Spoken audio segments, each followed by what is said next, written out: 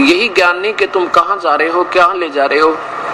फिर कहते परमात्मा तो निराकार है, उसका तो कोई आकार नहीं है। जहां परमात्मा ही नहीं तो हम क्या करेंगे वहां जाके। जब वहां भगवान है ही नहीं तो हमें क्या करेंगे। ऐसे अनाथ यहाँ पर, ऐसे अनाथ वहां पर। और सब संतनों के परमात्मा प्राप्ति की तरफ है, सभी के उसका दीदार हो जाए, उसका दर्शन हो। और क्या कहते हैं कि उनका तो बस रोशनी रोशनी दिखा है, और तो कुछ नहीं, बस रोशनी दिखाई देती है। भले आदमियों, रोशनी से बात बनेगी या भगवान से बनेगी? बात भगवान से बनेगी। तो इस प्रकार अभी तक जितने भी महापुरुषों की थ्योरी आज तक की, किनकी?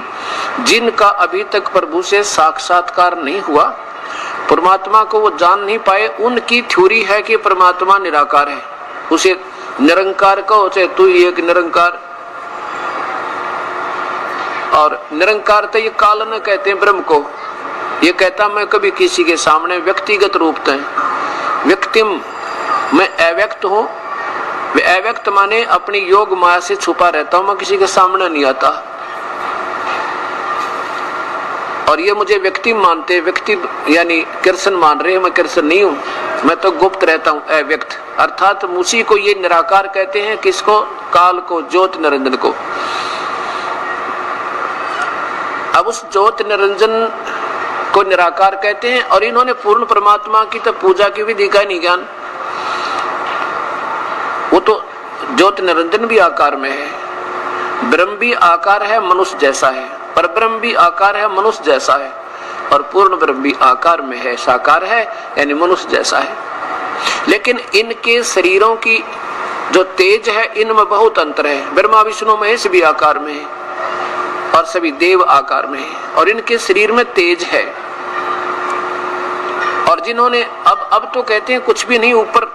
और पुराने इतिहास उठा के देखो, रावण का पुत्र मेघनाद सेना को लेकर इंद्र के लोक में पहुंच गया ऊपर, और इंद्र को पराजित किया। 33 करोड़ देवताओं को लाकर अपने पिता की कैद में बांध दिया। और इंद्र ने अपनी पुत्री की शादी करके ये रिश्वत देकर उसने अपना पीछा छुटवाया, अपनी जान बचाई। और अब नो कहते ऊपर कुछ नहीं, किसने देखा ऊपर? अवंदे ना दिखा, उसका क्या इलाज? आंखों वालों ने तो देखा और बताया, जो आज प्रमाण हमारे सामने है। तो ऐसे अब कलयुग में ये भ्रांतियां क्यों होगी? क्योंकि हम शास्त्रों से परिचित हमारे गुरु लोग नहीं रहे। और द्वापर तक ये कोई ऐसी शंका नहीं थी। जैसे अब 25 प्रकार की व्याख्याएं, हर संत की नारी नारी व्याख्या, नारे नारे उपके अपने अपने लेवल की उनकी बनावटी कथाएं बना दी। भगवान एक, उसके पाने की विधि एक, शास्त्र उसके एक, तो उसकी अलग अलग व्याख्या। पूजा की विधि कैसे न्यारी होगी? तो ये इस कलयुग के में होगी, क्योंकि जो हमारे गुरुदेव हैं वो परमात्मा से परिचित नहीं, ना शास्त्रों के विज रहे। और पहले से ऋषि लोग थे, इतना तो जानते थे, वेद को समझा करते, और ओम नाम से अलग कोई पूजा करते ही नहीं थे।